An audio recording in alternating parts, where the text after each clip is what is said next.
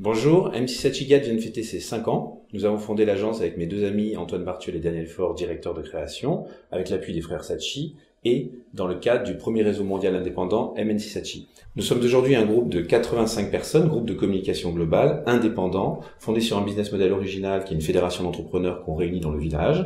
Nos clients sont Yves Rocher, Pernod Ricard, La Banque Postale, Nespresso et Suez Environnement. Dans quel contexte s'exercent les métiers de la communication et du marketing aujourd'hui ? Ce qui caractérise l'évolution du marché à l'ère de l'information instantanée s'applique également aux entreprises à l'ère du digital. Et en fait, ça tient en deux mots. Accélération de l'histoire. On voit qu'aujourd'hui, un événement chasse l'autre chaque jour dans le monde. C'est pareil pour les annonceurs. Et imprévisibilité. Pour les clients, ça veut dire quoi ? C'est un changement rapide et violent des business models pour les entreprises.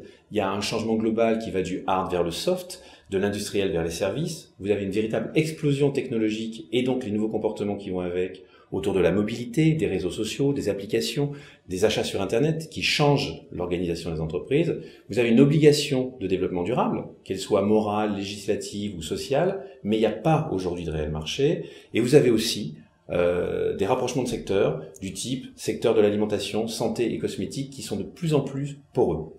En fait, quand on dit accélération et imprévisibilité, on se rend compte qu'on n'est jamais allé aussi vite et on n'a jamais eu aussi peu de repères sur le futur. Pour les entreprises, il s'agit simplement de se dire comment ne pas être zappé. Ne pas être zappé face à l'arrivée imprévue d'une nouvelle concurrence, face à des nouveaux comportements consommateurs et face à des citoyens français qui sont, comme vous le savez, confère l'étude BVA, les plus pessimistes au monde. Donc c'est très complexe à gérer. Ça veut dire qu'il faut optimiser en permanence, et pas simplement à l'année, la stratégie et les tactiques. Quels sont les faits sociologiques majeurs qui bouleversent le marketing ? En fait, il y a deux phénomènes. Le premier phénomène, c'est un événement unique dans l'histoire de l'humanité, c'est que nous sommes la première génération qui apprend de ses enfants. L'éducation a toujours été descendante, elle devient aujourd'hui ascendante, c'est ce que j'appelle l'apprentissage inversé. Aujourd'hui, on apprend beaucoup plus de la génération Y et des digital natives au foyer et dans les entreprises. En fait, les digital natives, la Y génération, ils dialoguent avec les marques, ils les critiquent, voire ils les consomment éventuellement sans les payer, car c'est aussi la génération du gratuit. Vous avez un exemple, la musique. La valeur ultime pour les jeunes, le loisir, c'est la musique, c'est ce qui est le plus important. On n'a jamais autant écouté de musique, on l'a jamais aussi peu payé. Donc ça veut dire que la question fondamentale de la valeur pour les entreprises est totalement remise en question.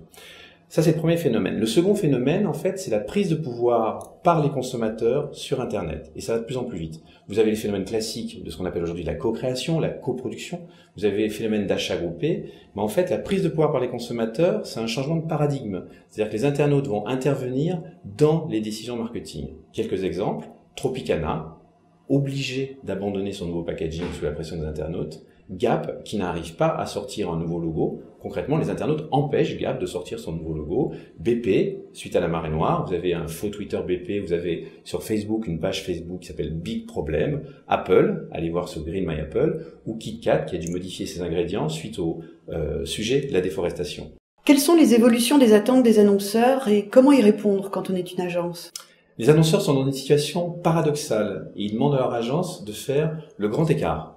Grand écart entre, d'une part, l'obsession très court terme, on est vraiment dans le règne du return on investment, et d'autre part, la nécessaire projection dans le long terme.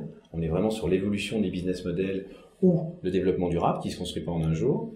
Deuxième grand écart, les annonceurs demandent de plus en plus de l'écoute, du bon sens et la compréhension des enjeux internes face à une agence où ils demandent également d'être une éponge sociétale et de savoir gérer la distance pour pouvoir être dans l'action.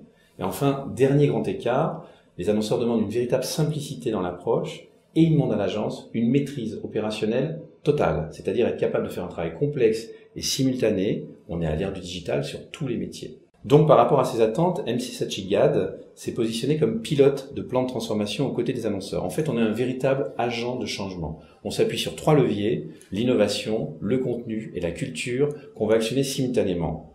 Alors, ce qui est très spécifique au groupe, c'est la culture. Pourquoi on s'appuie sur le levier de la culture ? Parce que la culture est un marqueur de lien social dans l'entreprise et dans la relation de l'entreprise avec tous ses publics. Je vous donne 3 exemples. Havana Club, Nespresso et Yves Rocher qui sont des travaux de l'agence. Pour Havana Club, l'objectif est simple, c'est de devenir un leader du rhum premium, c'est-à-dire une marque référente, authentique. Et pour ça, il faut devenir une marque iconique de la Havane, loin de tous les clichés touristiques éculés. Donc, en communication, d'un côté, on va magnifier les valeurs havanaises dans une campagne mondiale qui s'appelle Nothing Compares to Havana et qu'on a décliné dans plus de 35 pays. Et en parallèle, on a créé un véritable programme inédit autour de la culture contemporaine havanaise, baptisé Havana Cultura. Havana Cultura, c'est dès 2007 la création d'une plateforme digitale photo et vidéo sur lesquelles ont été présentés plus de 50 jeunes artistes cubains issus de toutes les disciplines. Et sans aucun média, ce site a déjà réuni plus de 2 millions d'internautes.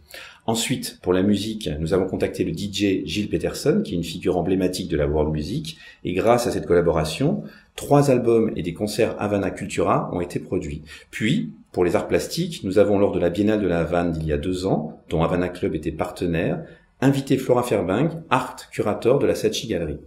Enfin, en ce moment même à la Havane, sur une initiative de l'agence, a lieu le tournage d'un long métrage appelé 7 Days in Havana. C'est une coproduction franco-espagnole de Full House et Morena Film, en collaboration avec Havana Club. Les réalisateurs sont Laurent Conté, Julio Medem, Gaspard Noé, Elia Suliman, et c'est le premier film en tant que réalisateur de Benicio del Toro. Le tout en coécriture avec l'écrivain cubain Leonardo Padura, sorti sur les écrans en 2012. Deuxième exemple, Nespresso. Avec Nespresso, depuis 3 ans, nous avons créé un contenu original autour de ses activités de sponsoring. Ça s'appelle Short Stories About Great Events et c'est le regard porté par des artistes passionnés par ces événements. Des événements comme Roland-Garros, le Festival de Cannes ou la Ryder Cup.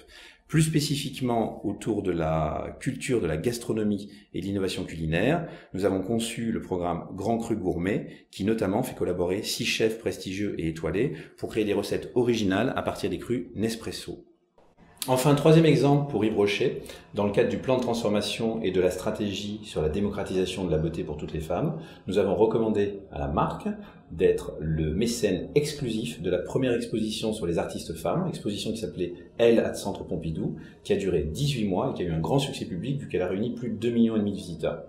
Voilà, j'espère avoir été clair sur le positionnement de l'agence et les réponses aux annonceurs aujourd'hui, et à très bientôt pour la conférence.